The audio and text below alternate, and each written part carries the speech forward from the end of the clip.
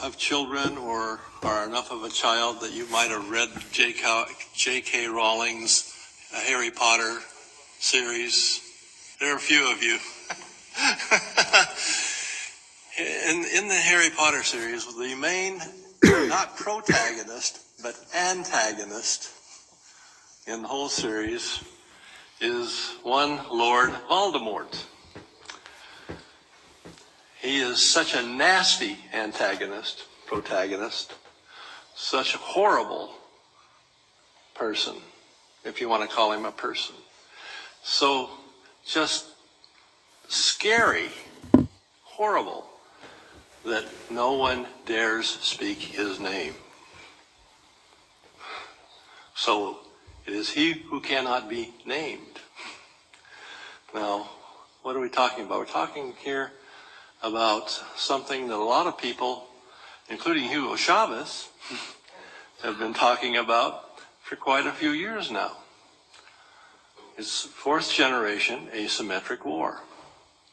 And whether we like it or not, whether we're prepared for it or not, or whether we want it or not, it's here, it's with us. We are dealing with it. We are engaged in a fourth generation asymmetric war.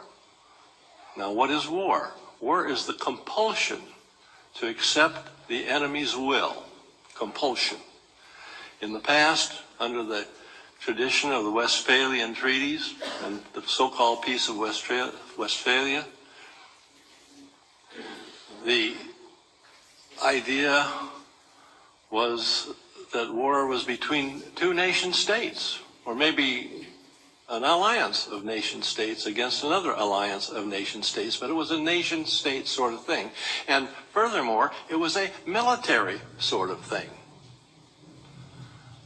Flags flying, uniforms resplendent, crossing the sovereign borders of another country to take a province or a market or maybe the whole thing. But under current experience in particularly the last 20 or so years, we found that that's becoming more and more obsolete, and what is more and more in vogue is the fourth generation asymmetric war. We do not want to admit, apparently, that we are engaged in such a war, and when we don't do that, we don't have to worry about, do we? But don't we? Yes, we do indeed. And the charge that Mr. Chavez gave to the officer corps in 2005 at the military academy in Caracas, when he charged every member of the officer corps in Venezuela to learn fourth generation asymmetric war and develop doctrine to deal with it. We are still stuck with Westphalia, pretty much, and our own thinking. And when we talk about defense, we talk about the uniformed forces crossing a sovereign border. But today, that's not happening. The last big confrontation of that nature, in Latin America anyway, took place when? Arturo? War of the Pacific, right? That was 100 years ago. But we have been engaged, whether we want to admit it or not, whether we like it or not, in a problem of fourth generation asymmetric war. What's the objective of fourth generation asymmetric war? It's not to crush another military organization or to destroy a nation's capability of fielding a military force abroad. The objective is to wear down, slowly but surely, the will of the targeted country for the purposes of, say that again? Gaining influence. And eventually, beyond gaining influence, and probably more, not just eventually, but in reality, the real objective is to compel that enemy to your will. And whether that type of war is as bloody as traditional shock and awe or whatever, whether it's not as bloody as the World War II was, or Korean War was, or some of the other wars that we've all been engaged in were, the fact is that compulsion, whether it's more benign or not, is still compulsion. And something we ought to give some thought to. Now then, our objective is to control or strangely come to the point of influencing another enemy or entity to your will. The common denominator in all this is a thing we call destabilization. We don't run uniformed forces across borders anymore, or not very often anymore anyway. And military forces are not uniformed. They're not all male. They're also female. They're not all adult. They're also children. And we've got to understand these things, and we've got to deal with them. And the only way we can deal with them effectively is because, since they are transnational problems, what kind of solutions do we need? Ta-da! Transnational solutions. And Ambassador Naudi has suggested not only that we go that direction, but we take another step further. We have to use brain power. Brain power is the main weapon in this context. Brain power. Smart power.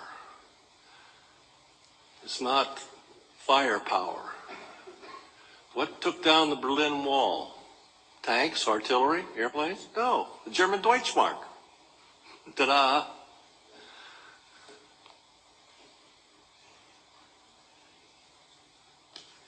Destabilization can take many forms, and usually it's relatively benign.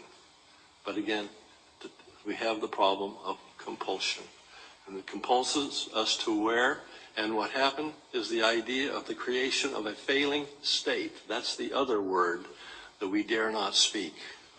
War and failing state. We don't want to use the term because we maybe politically correct enough so that we don't want to offend anybody. But the fact is that in some of these states we've been talking about in Central America and elsewhere, a good portion of the country is not controlled by the state. And that's the definition of sovereignty, a definition beyond what has been talked about here. Sovereignty is the control of the territory and the people of a given recognized political entity. If the state doesn't control all of its territory, the question is who does? We use the term ungoverned territory quite often. We've sophisticated that a tad, and now we're calling it alternately governed territory. But the point is, it's not the state that's doing this. It's non-state groups, belligerent, violent, and kind of nasty like Lord Voldemort. And over a period of time, you create a failed state. And then you can, with that, you can step in and take control of that state. Not only take control of it, but go a little beyond, perhaps. And then what happens to the state? It just doesn't wither away. It still exists. Somebody's going to have to take care of it if nobody comes in and takes control of it and runs away with it. Haiti comes to mind. Letting Haiti fail has been a terribly expensive process for the West.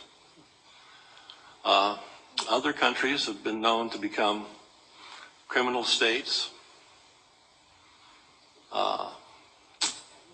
new people's republics.